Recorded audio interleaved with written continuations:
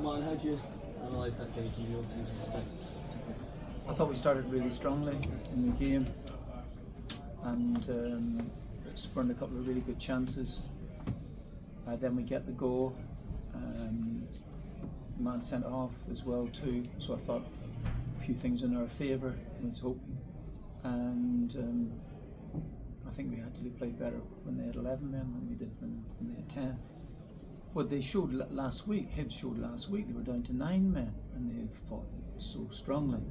So I knew that was always going to be difficult, but the goal just before half time changed mindsets of both teams. Hibs having something to hold on to, us then having to go and try and score again. And I thought that we an attempt to try and create things. There was never anything. I didn't think that we had any real clear-cut chances in the second half. A couple whizzed across the box. I think there was one particularly before we scored where I thought it could have been a tap in at the back post. But overall, it was just trying to get that second goal. We got it, and then strangely enough, again, Hibs' mindset changed. It doesn't matter; they've nothing to lose. Put it forward, and it's a matter of trying to see the game through at the end. It'd been lovely if we'd got a third goal. Gives you something, but overall, delighted to have won, and just a nervy ending in a game that probably, I think maybe we might have been our own worst enemies. Did it feel significant, Martin? Because before that second goal, it did feel like is it going to end 1-1 here? Of course, absolutely, yeah. Because we have no. I'm not even going to say it. So we had to win. We had to win today. Really as simple as that. And I was trying to find a way to win it. Iniacho comes off the bench, scores again. I heard Alistair talking about it seemed as if it took about 5 minutes before the ball came down to. But he put it in, and he's done that for the last number of weeks for us. Dundee starts at Dundee, and he essentially changes the game. Force of the extra time in the semi-final, and he's gone on from there. Is he a player that you think is better coming off the bench rather than being in the starting line? I think with the injuries that he's had this particular season, when I came here in my first spell, he was injured. In the second one, I think that Wilfred put him into the team. I think he injured himself in the League Cup final, trying to recover from that. And so at this minute, he hasn't played a great deal of football. He has been a super impact player. I'm sure he's desperate to start the game, but we'll see. But at this minute, the way that Dyson has started at centre forward for us, and he can shift over to other positions, then and of course there is the danger that you don't give him enough time to get on the pitch, because you could spend 10 minutes and him not getting into the game. So that's something that we're trying our best, and it's so far it's worked out for us at the minute. He's out of contract at the end of the season. Iheanacho, is he someone you think the club should look to keep around?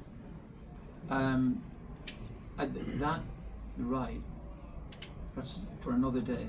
Right, for another day. I think that the fitness element is the most important thing, and I think you have to go and prove that you're fit. This is it. And the only way to prove it is on the field of play. What he has done for us has been terrific, really terrific. Particularly now, you're looking at the overall contribution through injuries and stuff like this here for a whole season. Those are the things that I'm sure the football club would weigh up, and as much as anything else. And although he keeps telling me he's very, very young, time does catch up with players. Although I think he's only 29 or 30, he shouldn't be. He should get, if the club were to keep him, then it's really to do with a proper pre-season for him, a real proper pre-season. I think he arrived at the last moment, didn't he, here? So he would have to do it. And I think that he would benefit greatly from that there, where you're getting 3 or 4 weeks work into him before the season started, which I think he needs, obviously. Martin, what do you make of the refereeing decisions today? In the first half, they didn't send the player off, they did with the VAR, they disallowed your goal, then gave it the VAR, and they didn't disallow the Hibs goal, which was very contentious with a potential handball. What did you think?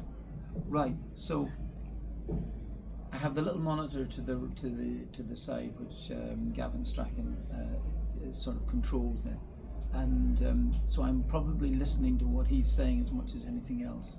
So yeah, eventually I think Gavin thought that he thought it was pretty contentious, the equalising goal.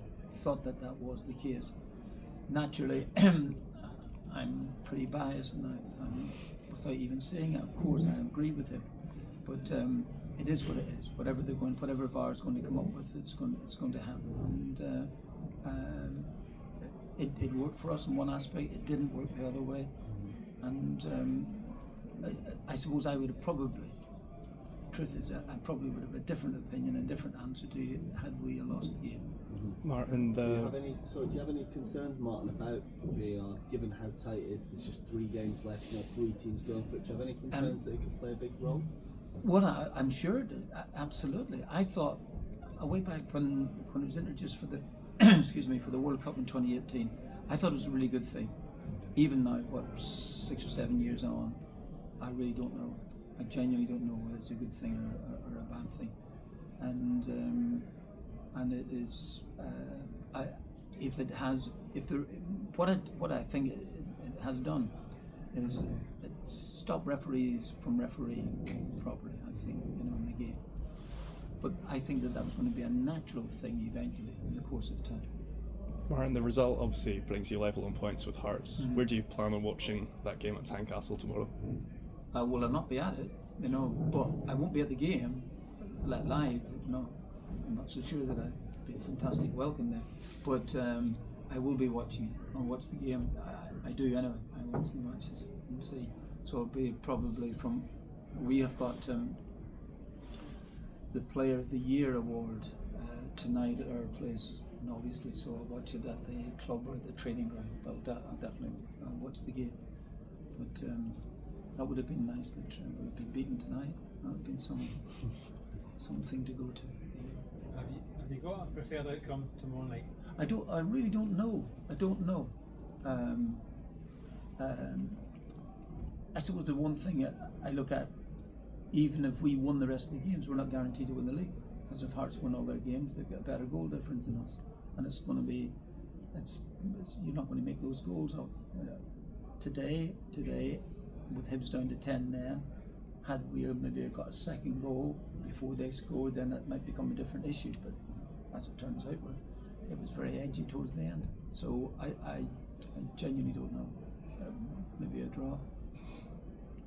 But at least people drop points. Could I just ask about Alistair Johnston, Martin, back in from the start today? How much of an impact do you think he made on the performance? I thought he did really well. He's a proper athlete for a start. He played about 20 minutes last week. He's started the game here. Always felt he's only going to get about 60-65 minutes anyway, and he was getting and that's a problem, because we've got a number of players that you're starting to think. You mentioned about Iniacho starting, and what you don't want is a plethora of players coming off after 65 minutes. But it is the nature. It's what has happened to us, and. But his overall performance, I thought, was really good, really good, good player, and I think he has been missed, obviously, during the course of the season. We have had obviously had to get Julian in from Bournemouth, who I thought did very, very well for us. But they tell me that Alistair's a real proper player, and from the bits that I've seen in the training that we've done and in these games, you can see that he's been a major player for the club. Let's just go back to you watching the game tomorrow night. Are you a good watcher? Or are you behind the couch? Or how do you see these behind games? the couch most of the time. Yeah. I was behind the couch for the last 5 minutes there. Thanks very much. Thanks, man. Cheers.